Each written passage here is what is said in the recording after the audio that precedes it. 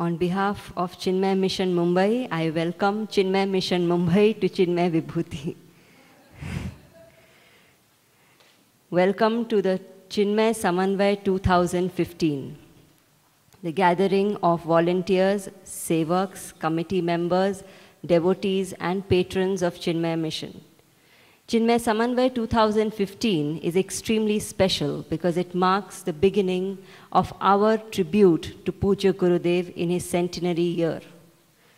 All of us have gathered here with a purpose, with a vision, with a goal. And we hope that in these 2 days, our purpose will become clearer, our vision will become firmer, and our goals will become absolutely practicable and achievable for all of us. Om Shri Tapovan Paramagurave Namaha. Om Shri Chinmay Sadgurave Namaha. Om Shri Gurubhyo Namaha. Om Samasta Jana Kalyane Niratam Karunamayam. Namami Chinmayam Devam Sadgurum Brahma Vidvaram. My salutations to all the acharyas and everyone present here. Welcome to Chinmay Samanvay. And also I thank each and every one of you who have come here, taking your time out, especially on a weekend, on Saturday and a Sunday. As Parin Bhai said, inner sadhana and outer seva is our purpose here. See, when we live in our life as seekers, we find that no matter what we do in our life, there always remains a certain sense of incompleteness, a certain sense of hollowness, a certain sense of emptiness. And whatever we may do, whatever we may become, whatever we may achieve, that remains all the time. Many times we are not conscious of that. And many times we escape, even if we become conscious, we escape from that sense of emptiness. But when it hits us, when a wake-up call comes, the person transforms, starts seeking within, starts turning within to face that emptiness, to overcome that emptiness, to find out methods how to attain fullness. In Gurudev's life, different turning points came. When he was in the jail, and he was treated so badly there, and he was not feeling well, he was almost on his deathbed, and he was thrown away out of the jail. And somebody revived him, a Christian lady revived him. And then his friend also passed away, called Shroff. And he had to carry the last remains of his friends in an urn. And the whole journey from Gujarat to Rishikesh, he was sitting with that. And it shook him up, that if life is what is going to end like this, then what are we doing in life? So a seeker seeks that fullness. And when a person meets a master, Gurudev of course went there with a thought that he would want to expose the sadhus in the Himalayas. But when he really met Swami Shivanandaji, a deep transformation happened. And the seeker was born in him. So Gurudev used to define, he used to say that who is a seeker? The moment one examines the validity of one's pursuits, one becomes a seeker. That why am I doing, what am I doing in this life? What is the best that I can do having got a human birth? And when that quest is there, when that demand is there to know, then a teacher also comes in one's life. So Gurudev himself went and he met Swami Shivanandaji, and he went through a certain transformation. Shivanandaji guided him to Tapovan Maharaj, and his transformation was complete. This transformation of a seeker, of an individual, from emptiness to fullness, is the journey of our whole life, our entire evolution actually. Many lives we go through, not even knowing that what we are seeking. But some great master comes, like in Panchadashi, the example is given that there is this insect which is drowning in a whirlpool. And out of causeless compassion, a master comes along and pulls it out from there, keeps it on the banks, saves it. So a master, when a person comes in touch with such a master, a deep transformation happens. And to find such a master is a rare privilege. To first of all get a teacher itself is not easy. As he said, millions and millions of people are there in this whole world. How many people would have even come in contact with Vedanta? Very, very few. Even those who come in contact with the knowledge of Vedanta, not everybody becomes a seeker. There are many people who are speaking on Vedanta, but not transformed inside that I am a seeker and I want to know that absolute truth. Even those who become seekers, how many people continue the path? Many, many drop out. When we have the Brahmachari course or when we have even the youth empowerment program, many times as the course goes along, in the first few months, Guruji will always ask, how many wickets gone? Because dropouts are very easy. Seeking is not easy. To sustain that seeking. In those who sustain that seeking, few people reach. Everybody will eventually reach, there is no doubt in that. But as the Lord says in the Gita, Bahunam Janmanam Ante Jnanavan Mam Prapadyate. At the end of many, many lives, somebody comes to know me as I am. And having known that truth, there are so many masters who choose to become silent. Very few are those who come out and share that knowledge, because what they experience is inexplicable. And those who come out and share also, not everybody can come down to our level. So when we think of all these, the benefit that a student experiences, the transformation that somebody experiences, those of them who have been fortunate to see Gurudev. How many of you have seen Gurudev? Very nice. How many of you have worked with Gurudev? In some project or something you have worked with Gurudev. See, 1, 2, 3, 4, 5, 6 people in this whole audience. Maybe 1 or 2 of us acharyas, 7, 8. Very rare it is to find such a master who comes down rubbing shoulder to shoulder and works with us at our level, speaks to us in our level. And so the heart is filled with gratitude. Do we all feel grateful to Gurudev and to the mission?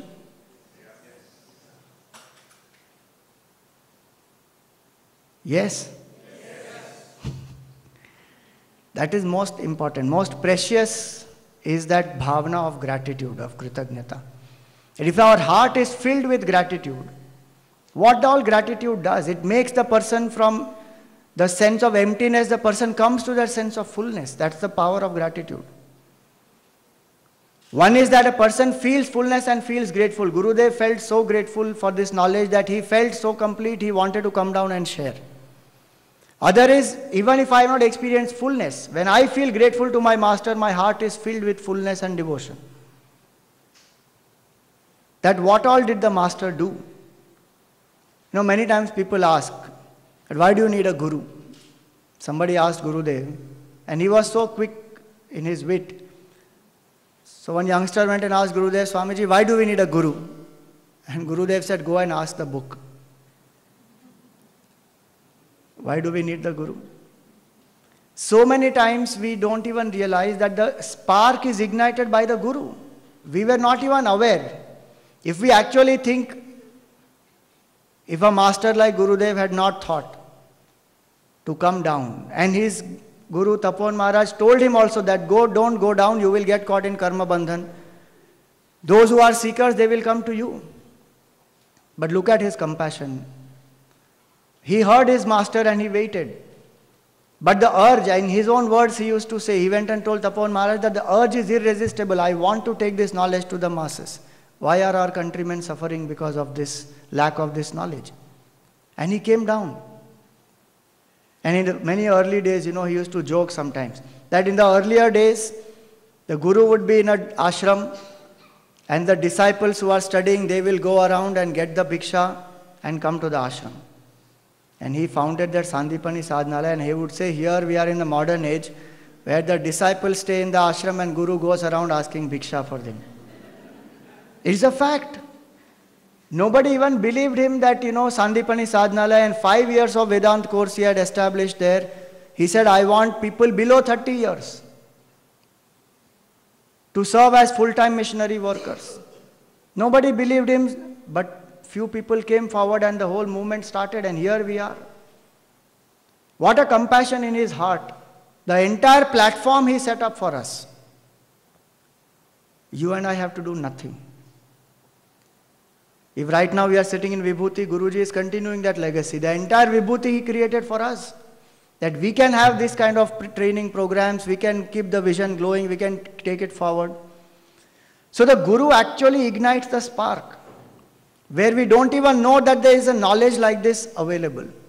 Honestly, whenever I look back, the first thing I feel grateful for is when I came in touch with Gurudev, is that the goal of life became clear. That what is the goal of life? Otherwise we are living in the world, goal of life only is not clear, where we are going. Somehow we are existing in his words. He always said that many exist but few live. And to live you must have an ideal. So that goal becomes so clear. The Guru is there to ignite the spark, to make the goal clear, to show the means to reach that goal. And not only that, to sustain the entire spark which has been lit, make it into a huge fire so that it destroys the entire ignorance in us. So actually, if somebody asks that, why do you require a Guru? That question is irrelevant, because without the Guru, nothing happens.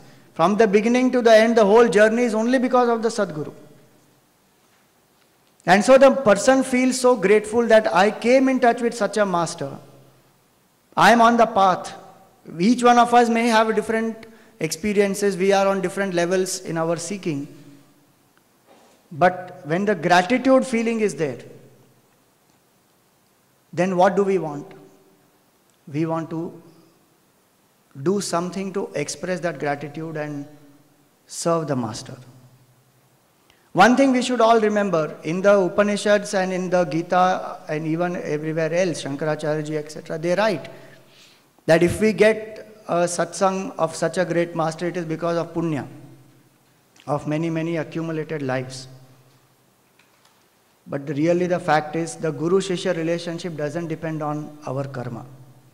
It depends on the kripa of the Lord and karuna of the Sadguru.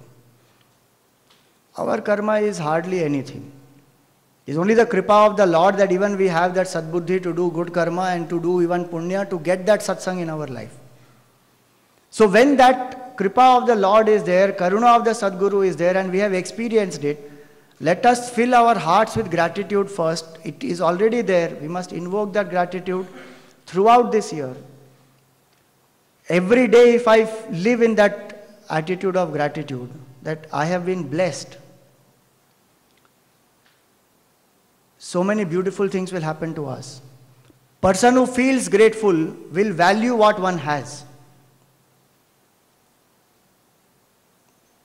Many times we will not value what we have. Because always the mind's trick is the grass looks green on the other side. But when I feel grateful that what I have got is something very, very invaluable, not many people even get it. So heart is filled with that sense of fullness. One values what one has. One makes the best of what one has. One will never keep on complaining. Otherwise the mind keeps complaining, this is not there, that is not there. Even when we work in the mission, there may be many things which are not so-called right. So many times there is an acharya who gets posted, and sometimes the gelling will not happen with the acharya and the zone and the committee and all that, and there will be a lot of friction which may happen. But at least be grateful that we have an acharya. Many places there is no acharya only. We have a committee. I am very, very happy that in Mumbai we have 8 zonal committees. 8 zones in Mumbai. When I came to Mumbai, there was only one committee. And we used to have only one meeting. But now we have 8 zonal committees one central committee. So much work has happened. So one feels grateful that there are so many, now so many of you are sitting here. One feels very happy that all of you have come here, and so many of you are here, many more have not been able to come. So the strength of the mission has expanded so much. So when we look at that and we feel grateful that we have so many people who have come together to work, the complaining, the lack of people or resources or manpower, all that we can put aside. Because when the heart is full with gratitude, that heart is ready to implement the vision of the Master. We are available to offer unto Him our best when our heart is filled with gratitude. And He can work through us when this happens. If our heart is not filled with gratitude, it will be filled with many insecurities, complaints, many things. Then we are not open to Him. So let us fill the heart with gratitude and feel that the grace of the Guru, the grace of the Lord is with us. And here we are to offer a tribute to that great Master.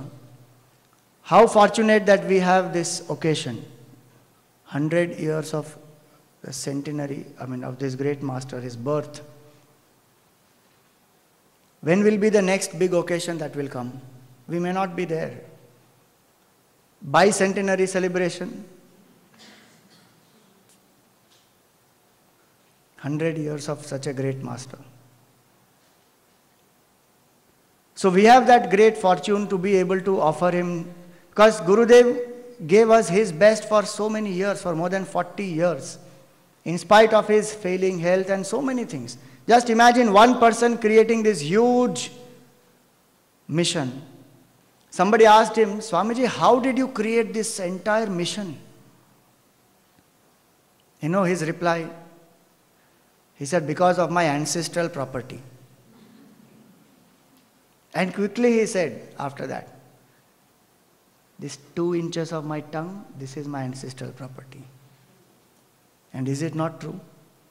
What experience he had of that fullness, he wanted to share. Somebody asked a devotee that, does your Swami perform miracles? About Gurudev. Gurudev is not a miracle man or a darshan Swami and all that. He could do many miracles, but he did not do. His whole vision was very focused. So, when they asked him that, can your Swami do miracles? You know what that person replied? I have seen him doing miracles. I have seen the miracle right in front of my eye, that those people who used to have bottles in their hand and drink constantly and used to sit somewhere behind just because they have dropped their parents or something for the Yajna-shala, I have seen them holding the Gita in the hand and sitting in the front row. And I have even seen some of them becoming the presidents of Yajna committee. He said, that is a miracle. That how the whole transformation happens. And he had his own way of transforming people. Every breath of his is a teaching. So how he lived his life, when we remember more and more about that, our heart is filled with gratitude that we are at such a place where he has given us everything. Many times people tell me that for work we come, for knowledge we come to Chinmaya Mission, but for so many other things we have to go to other organizations. But if you actually sit and think, Gurudev created everything in one place. If we want to do seva, so many projects he created for us so that our Rajoguna will get exhausted in a sattvic way. Bhakti, how many temples he opened, how many talks he used to give, and he encouraged Puja Guruji. Guruji started entire, the tradition of doing Bhagavad, Tulsi Ramayan, and so many other Bhakti texts. Gurudev used to do Narad Bhakti Sutra and all that. So whether it is Gyan or Bhakti or Seva, and even yoga, we may not propagate yoga, but Gurudev always used to say that Surya Namaskar must be taught and must be done.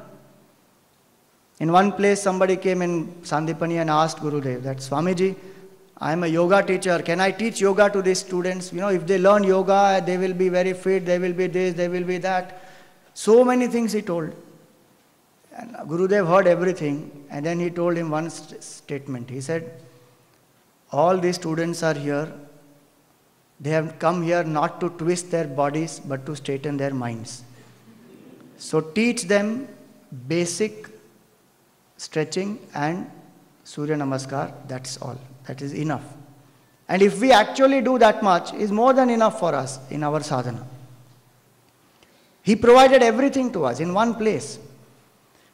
So I'm going to take us some more time and just explain this first shloka of Kritagnyata, which is what we always speak about, which we always chant, is Samasta Jana Kalyani. 6 aspects of Gurudev are in that, so beautifully written in that one simple shloka. Samasta Jana Kalyane Niratam is the missionary and the visionary aspect of Gurudev. Samasta Jana Kalyane means for the benefit of all the people, Niratam, constantly who is engaged in the welfare or the work for so many people. Now this World Cup is going to come, no? Cricket World Cup. Suppose India manages to reach the semi-final, or let us say even final if you are very optimistic. With the current form of India, I don't think they will qualify. But suppose, and that final match is going on, and at that time some work comes to you and you have to leave. And suppose India-Pakistan match it is. Forget final, it is going to open with India-Pakistan match. You are watching that with lot of interest and somebody says, no, you have to go and do this work. How will you feel? Aaj hi aana tha isko. Why should I go? Crib somehow. Some petty little joy that is to leave, that is so difficult. Imagine what he left for us. He left the joy of being in Nirvikalpa Samadhi, sitting quietly in the Himalayas. And he came down here to work with all of us. And he did not do this work that he did something and then he went away and sat back. Full life he worked. For what? Only for the people. Nothing selfish here. He did not want anything for himself at all. When somebody asked him, Swamiji, after you, what will happen to the Chinmaya mission? He said, he who has been running it now will run it even after I go. So detached. Niratam, constantly engaged in the welfare of the people. And how many projects he used to start? You and I will be tired after this one centenary year. Forget centenary, we may be tired now only because of last year's program. Centenary year, we have so many things other to do. 40 years he lived like that. For him, every year was like a, what can we say? It is not like our centenary year. We are managing one center, one center's work here. How many centers? 250 centers, 25 countries, so many things he used to manage. And he doesn't have those times all that email, fax, nothing. Entire work for 40 years he did. I remember in one place in Jakarta he was called. After great difficulty they got permission for Gurudev to talk in Jakarta. Because a lot of Muslims are there, they don't give permission. Hindu Swami going there. Finally when he went there, last minute they cancelled the permission. So the day he landed, evening is the talk, morning they cancel the permission, no, you can't do the talk. You know what Gurudev remarked? He said, oh, in last 35 years, this is the first holiday that I am getting. One day. In 35 years, we do work for 10 days, we say, we want to have a weekend break. 35 years he worked tirelessly for us. Huh? And he didn't stop there. Next day he went to Bali. He said, okay, if Jakarta doesn't give me permission, I go to Bali. So he landed up in Bali and he did the talks there and we have a whole Chinmaya mission now there. Suvarna Tulabharam, some of you were there.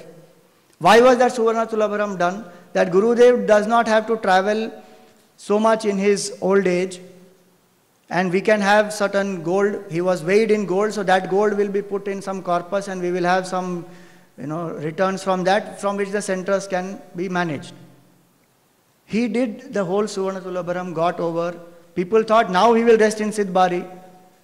He was there for 10 days or a month. Again he started his work. Ceaseless. You look at Guruji now also. What is his schedule? My God. What do these masters do? For what? Only purely out of selflessness. Samasta jana kalyane niratam. And work with a vision. Two aspects are there in Gurudev's life. See, one is he was a visionary and one he was a missionary. Both these are very important in all of us. We should be having a vision and we should have a missionary spirit also. There are enough people who have vision but they don't have the missionary spirit. That this knowledge must go to maximum people. Now you will see, when we show the plans for the whole year, at some point you may think, why does the mission have to do so many things? अरे चुपचाप नहीं बैठ सकते क्या? इतना बड़ा बड़ा क्यों करना है? But imagine the motto that he gave us: maximum happiness to maximum people for maximum time. Parin Bhai always gives this example, so I'm going to quote him on that. How many people are there in Mumbai? How many people in Mumbai?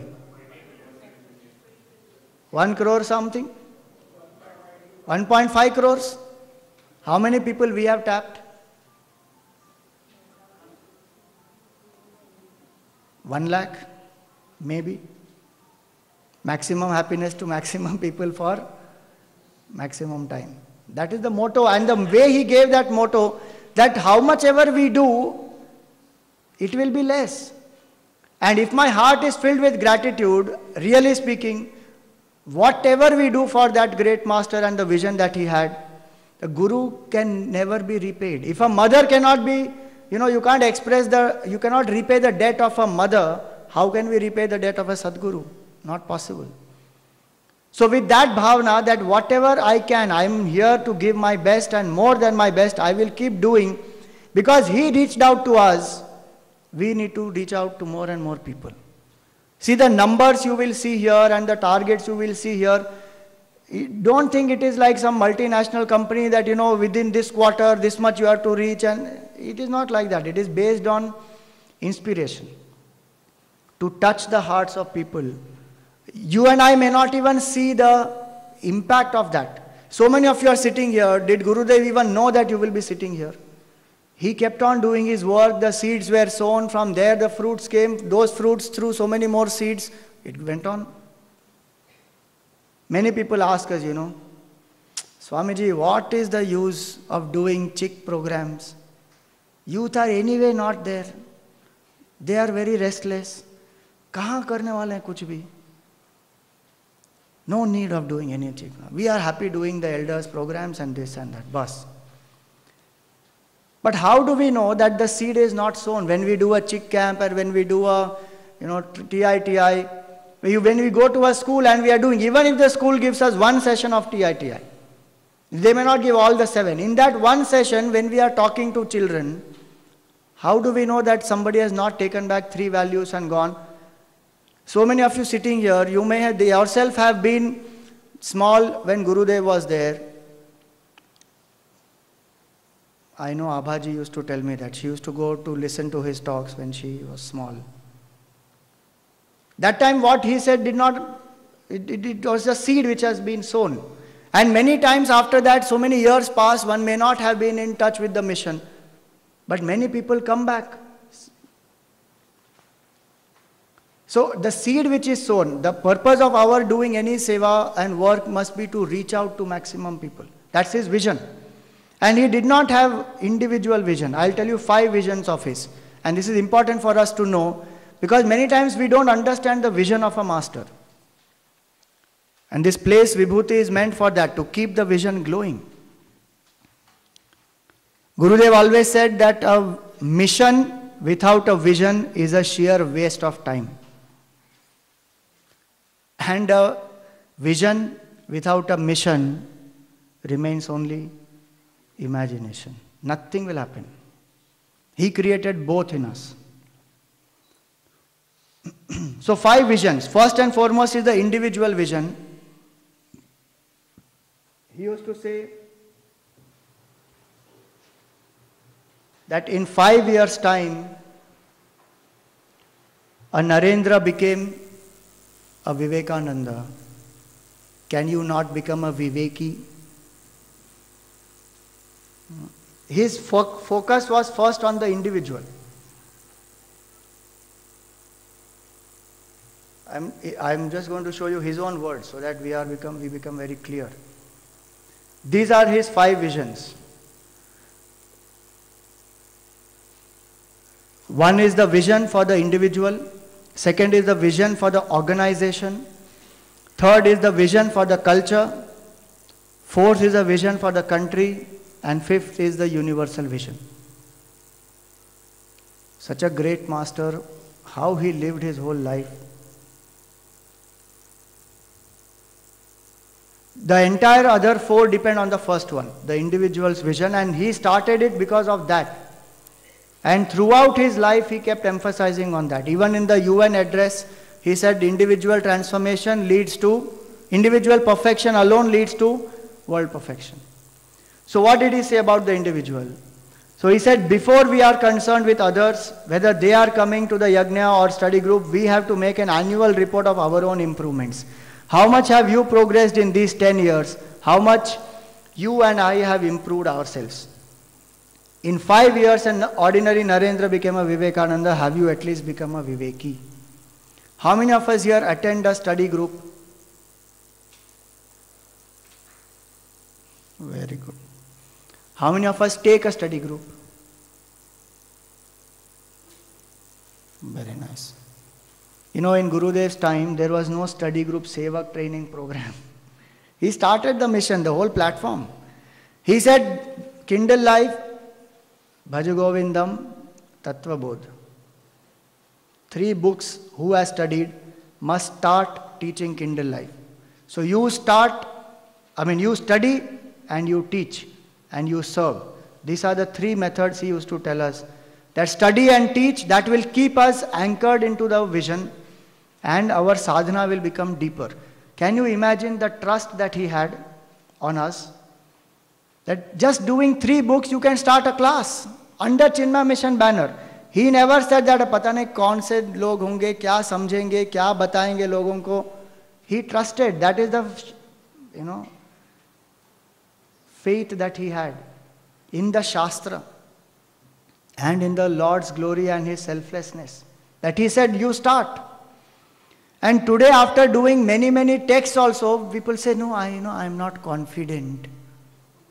One of the biggest tributes that we can pay to Gurudev is start the study classes. And we should. Best way to give an offering is you start one study class. Whoever that may be. It can be a study class, it can be a Chik class, it can be a Balvihar class, it can be a Setukari class, anything. If you consider the society, there is a demand for this. There is a deep need for this knowledge. You know that Vedanta is a solution for problems of the whole world. External changes may keep happening, but inside one must change. Somebody went and asked, Swamiji, if I am not confident, then I have doubts, then what to do? He said, go and ask the brahmachari, otherwise they'll become jobless. Don't worry, you start classes. If you have doubt, I am not expecting you to be Sarvagnya. He said that. Who said you are Sarvagnya? Go and ask brahmachari if you don't know. So one is that individual vision. And as seekers of the truth, we are calling ourselves as Chinmay Mission. So 24/7 we are the seekers. As I said in the beginning, not everybody has the bhav that I am a seeker, I am a sadhak. When that bhav comes to me, my whole life becomes a sadhana.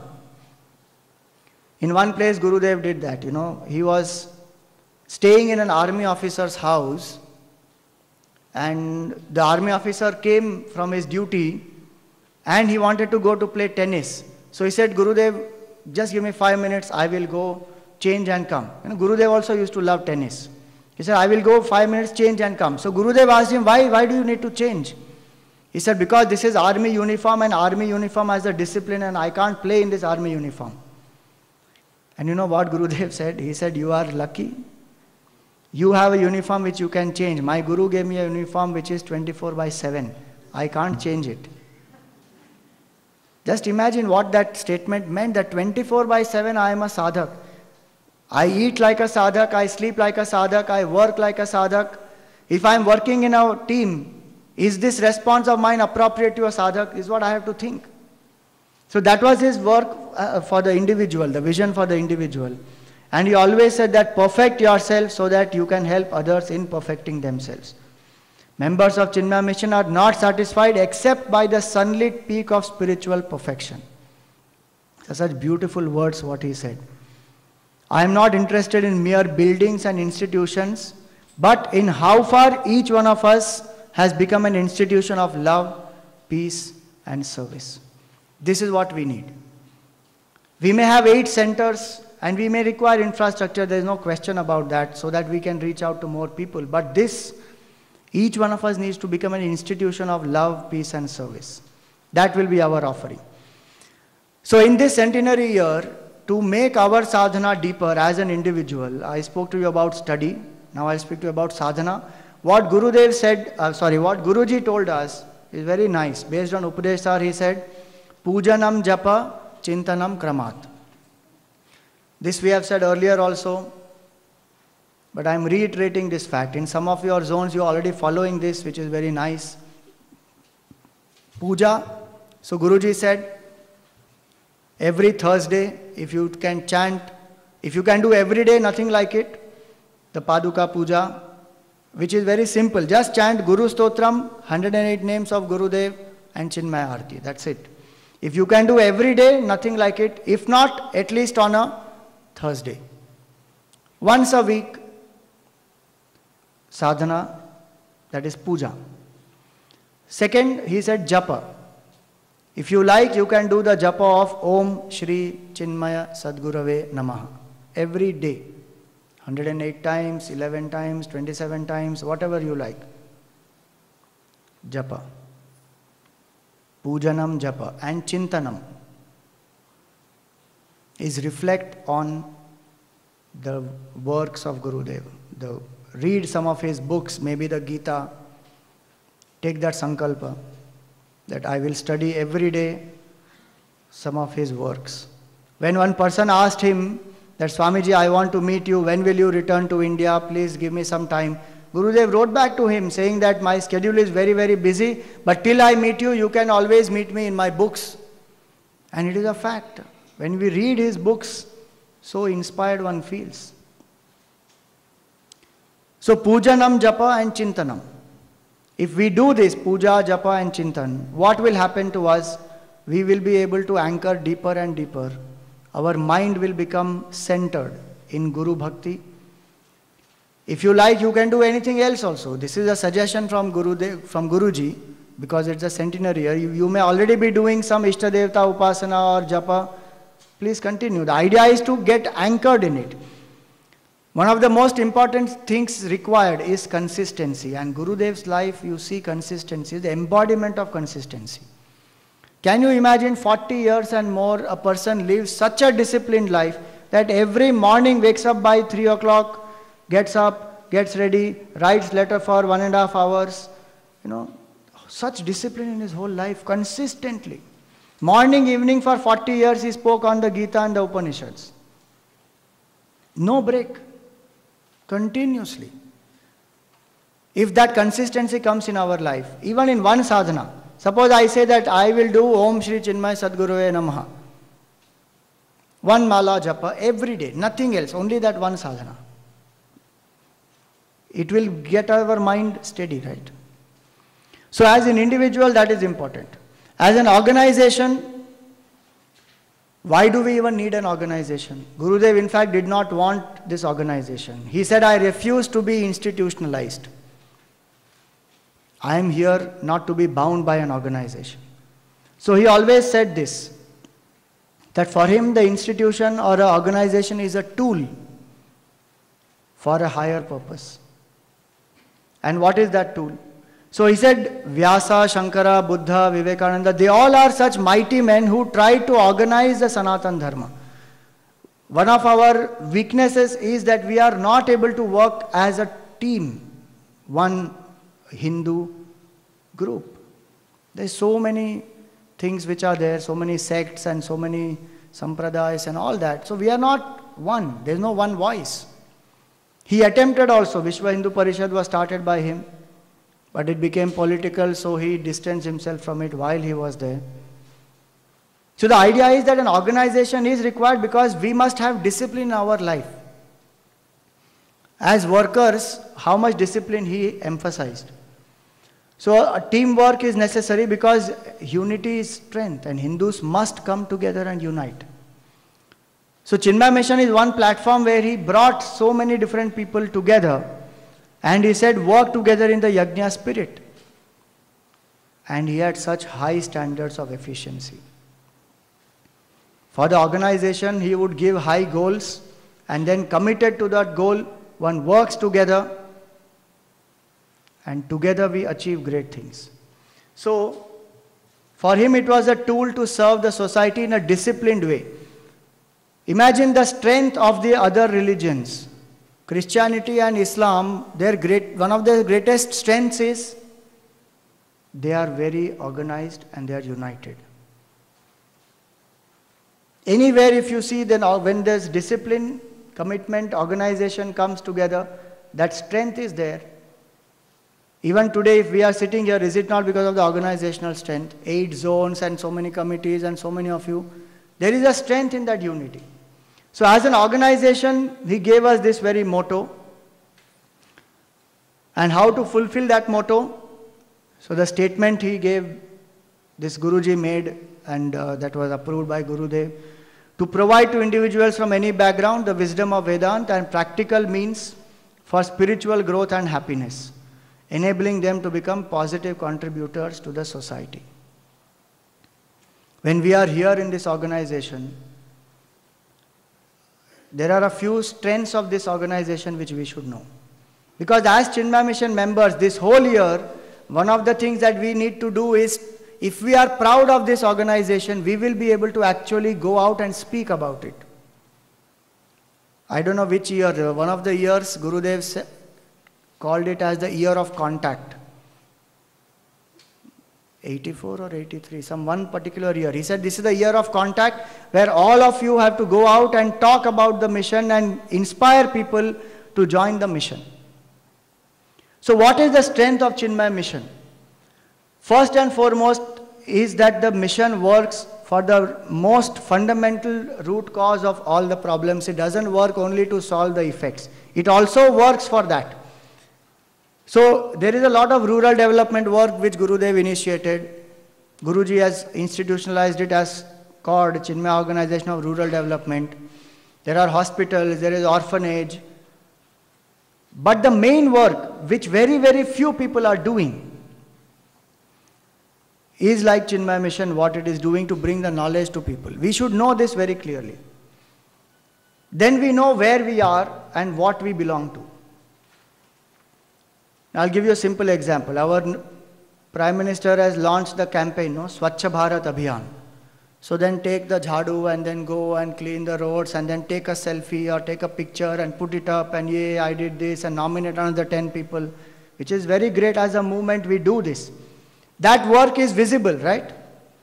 It is because the work is at the effect level.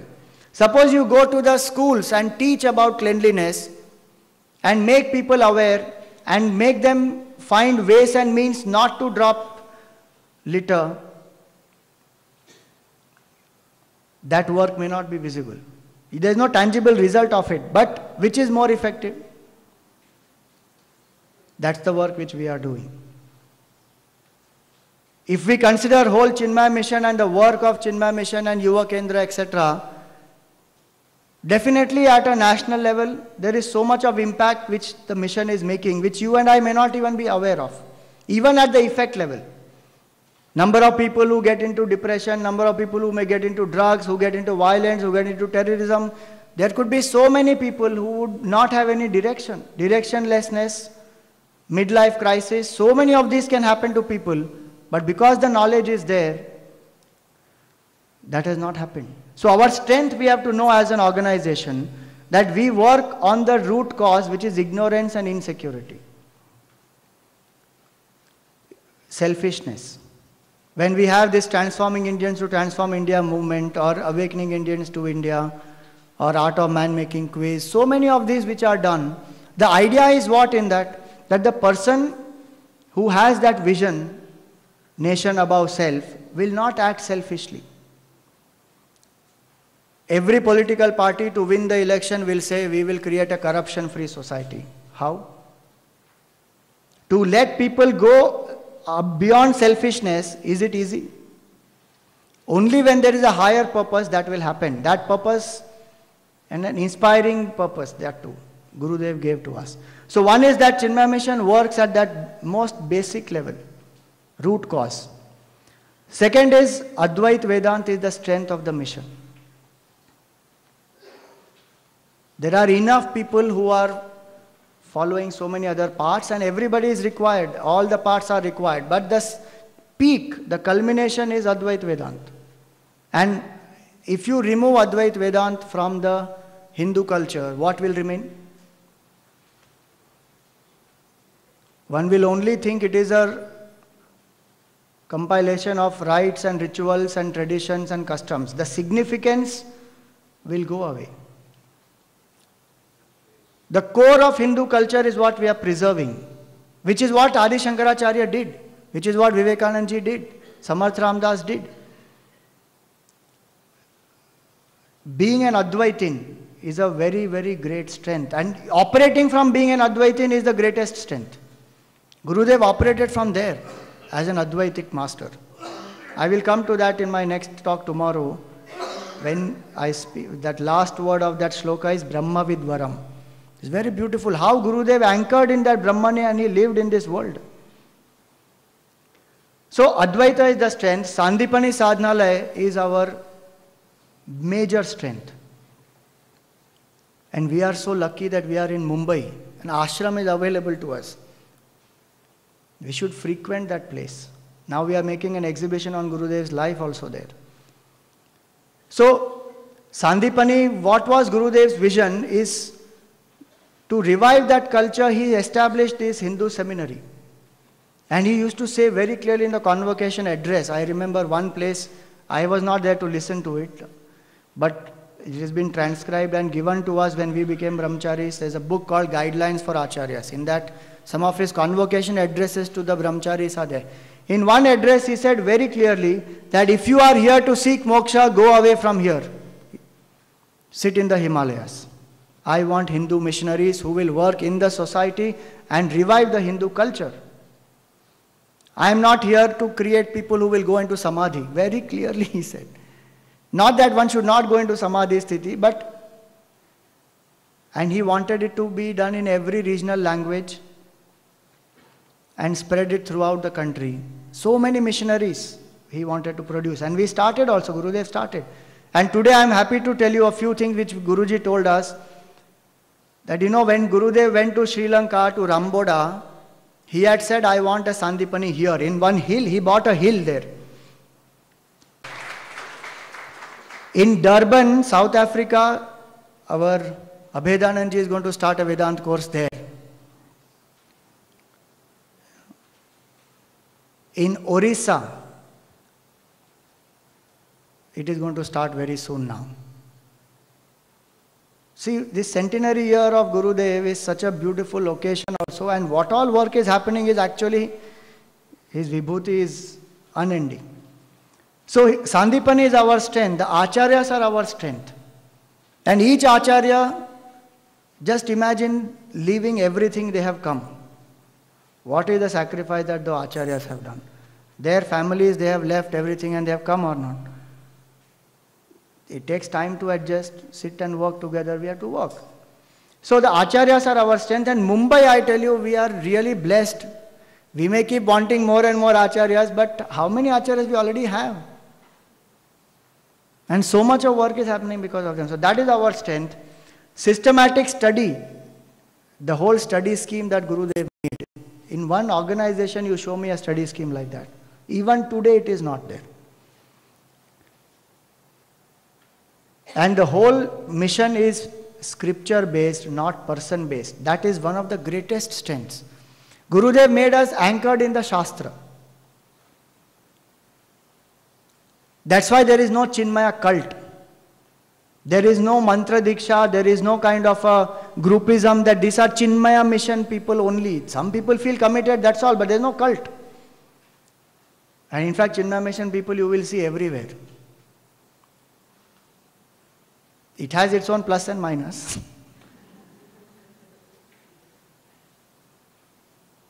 But he never insisted that you must pledge your allegiance here. That you cannot go anywhere else. That this is the only master, only guru, only... So many people ask us, so आप कौन से भगवान में विश्वास करते हैं चिन्मय mission में? We said, सब भगवान में. नहीं, मतलब कौन से भगवान में? नहीं, सब भगवान में. नहीं, भगवान तो सब, लेकिन कौन सा बताओ ना.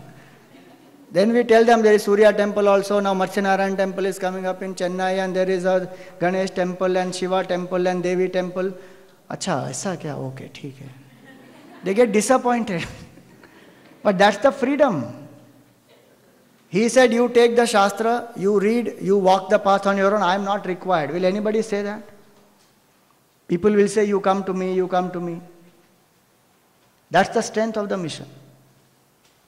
Non-controversial. Can you imagine? 60 plus years and there is no controversy of the mission. In a country where the media is out to attack Hindu organizations, waiting for gossip. There are difficulties in the organization, but we are not in a controversy. Non-controversial. Why I am saying is, this is the work of the mission, not only the strength of the mission, but you and I are responsible to keep up this image of the mission. That 60 years and more he worked, non-controversial, absolute. If you see in Tapon Prasad, earlier it was called Tyagi, then Usha, and then Prasad. Very early days in Tyagi and Usha, you will find accounts. Gurudev's accounts will be printed in that. 5 paisa stamp, 3 paisa envelope, this much pen, all that he will write in that. The transparency, financial transparency, he spoke about that time. There is no question of money laundering. If public is giving, the money will go into the trust, a receipt will be made, you will get the receipt, accounts will be printed. So, non-controversial. Discipline, absolute discipline he laid down. Even people who want to come to take Prasad and offer their Guru Dakshina, they have to stand in a line and slowly come, and the whole thing would be nice, you know. I remember as a small child, how many yagnas I have attended. Every yagna mein that Guru Dakshina and ceremony, when it happens, the Nirvana Shatkam will be playing. Mano Buddhi Ahankara Chittani Naham. Sudha Malhotra's Nirvana Shatkam. And people will come in perfect discipline and order. Steady and silent work. Many people ask us this question, why are we not into the media? We should be media friendly. We should have so much prachar, so much. It is required. Where we require media, we will use the media. But we don't have to be flashy. Because it's a very difficult thing to handle the media. They will say something, they will print something else. Too many things happen. Quiet work we keep doing. Steady and silent work. And it is a global movement. So the net result of this whole individual vision and organizational vision is what? That we must have this bhavana that I am Chinmaya Mission. Don't say that Chinmaya Mission should organize this, Chinmaya Mission should do this. Who is Chinmaya Mission? You and I are Chinmaya Mission. In 1998, this was made, IMCM. Before that, Vishwa Sammelan. Siddhabari, no, this one? World Workers Conference in Siddhabari, this was made, IMCM. That I am that Chinmaya Mission. So these two visions we must be very clear about. More about this I will take in my talk tomorrow. At the moment we will stop here and continue with our next item.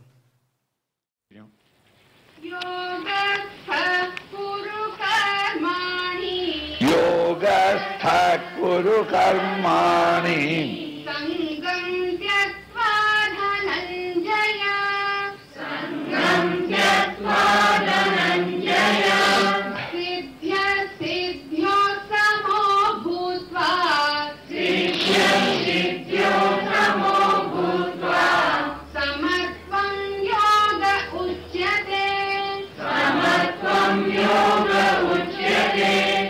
yogastaha, remaining in yoga, kuru karmani, do all your actions. Right? Yoga uses to yoke. So yoking your mind and your mind's attention on that goal, whatever be that goal. Let it be a material goal. Let it be a worldly goal or the other worldly goal, spiritual goal. Fix your attention on that goal. Yogastha kuru karmani. Let your hands and legs work. But your ideal or your intellect, your thoughts are always with the ideal. Never forget the ideal that you want to reach. Yogastha kuru karmani. And sangham tetva. Sangha means attach. Renouncing all your attachments, holding on to your ideal, let your hands and legs work. See, a specialist cannot tell you so much instructions in order to achieve great things. Think of it. Never forget your goal. Hold on to the goal. When you are holding on to the goal, your mind is distracted only because of your attachment. Renounce all your attachment. In perfect detachment, act on. Now, this 100 times you may read, but we never pause to understand what it is. Attachment is very well known to every one of you. Every one of us have got some attachment or the other. But the attachment of each individual may be different from each other. You are attached to the mother, another is attached to the father, another is attached to the wife, another is attached to the children. Some are attached to their profession, some are attached to power, some are attached to money, wealth. Think. No, Swamiji, you have never told what my attachment is. I am not attached to all these things. Then in that case you are attached to your dog. That is right. I am attached to my dog. Without some attachment you cannot live. If any one of you say that, Swamiji, I have no attachments, all that I can tell you is, lie down there, after the lectures, we will attend to your funeral. Why? When there is no attachment, you are dead. You have no business to remain in this world. Attachment everyone has got. So I am not asking you anything that you don't know. What is God and all that, I am not asking. Every one of you think of your attachment.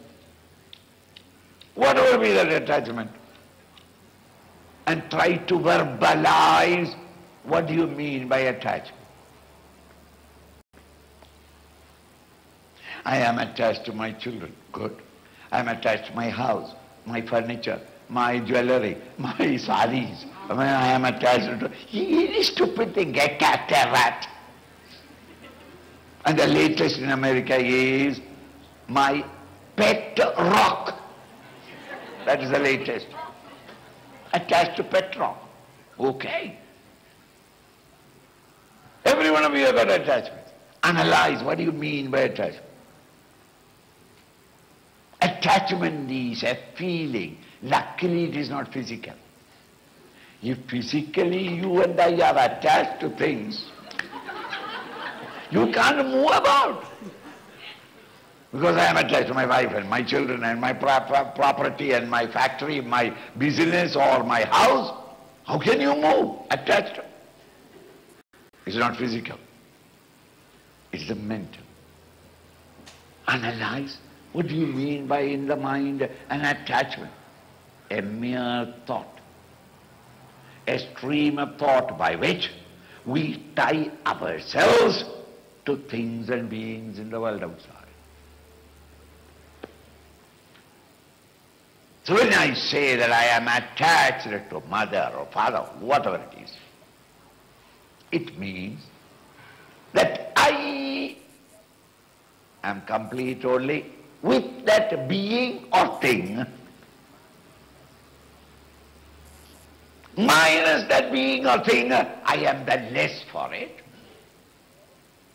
I'm not complete in myself. I plus my mother, life is wonderful, minus my mother, I don't know what to do. I get my wife, beautiful life, minus my wife, I have no hope of getting another wife. Silly feeling, just a feeling. Thing is called attachment. So attachment is a thought bondage, which means, that thought bondage, what is it? It includes I plus I want. Think again and again before taking down your notes. Think! I plus I want. This feeling towards anything in the world or any being in the world is called attachment. That attachment can be to a dog or a cat or a rat. It can be to your guru or to your father or your mother. It can be to power or money or wealth. Meaning, and plus I want that money, then only I am complete. Gone, money gone, I am gone. This kind of a stupid feeling in your mind is called attachment. It is with this attachment that you are tied down from all sides. Attachment is not with one thing. A million things you are attached. Each one is only a stupid feeling that I am not complete and I shall feel complete only with these things A, B, C, D, up to Z.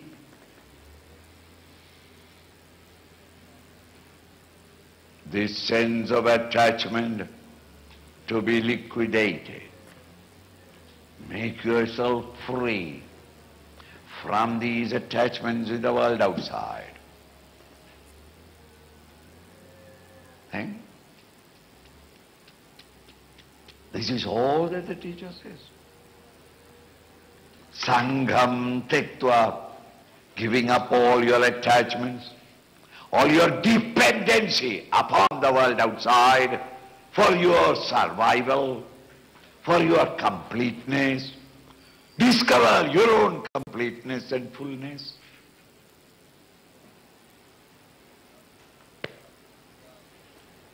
Sangham tektva Dhananjaya. Hey Dhananjaya. Dhananjaya is one of the titles given to Arjuna. Hey Dhananjaya, Yogastha kuru karmani. Do all your functions, all your performances, all your actions centered in your ideal.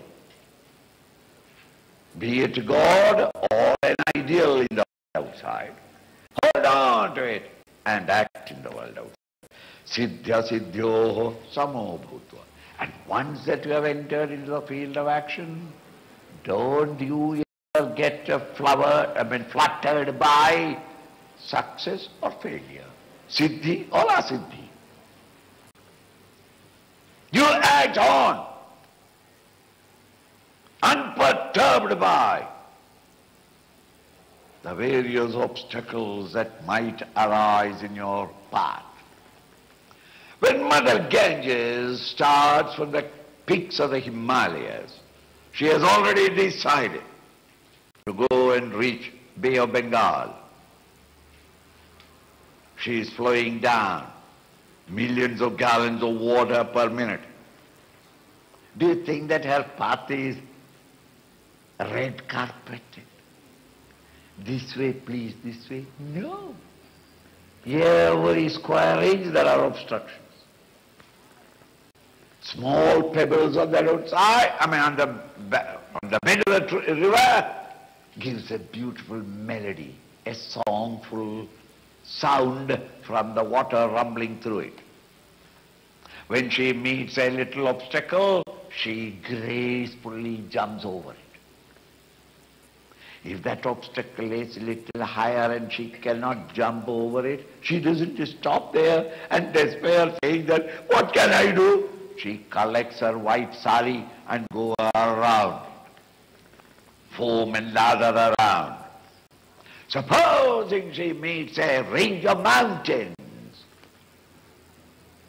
she can't jump over it, she can't go around it, she doesn't, she giggles, takes it a joke, and rubbing her shoulder at the foot of the mountain, she goes, and she knows that the mountain cannot be for eternal time. It may be 1 mile or 2 miles, and where the mountain has ended, she turns around the mountain and again proceeds in the same direction that she had decided for the peak of the Himalayas. Ultimately, she pulls herself into the Bay of Bengal and reaches all the 7 oceans of the world. Think. Be like Mother Ganges. You have a goal, no doubt. And the higher the goal, greater you must expect obstacles en route. But no obstacle should upset you. Meet them diligently. Where it can be jumped over, jump over. If you cannot, go around it. If you not, wait, proceed, and when the obstacle is ended, turn again and continue your direction. That is the way to achieve things. Achieving great things in life cannot happen by eating and sleeping. And then say that I am an unlucky man, nothing is happening, what can I do, Swamiji? Bad times have come, the stars are not all right, the local people are not supporting. It's all stupid excuses. A real man of action, he pursues his path and reaches his destined goal or determined goal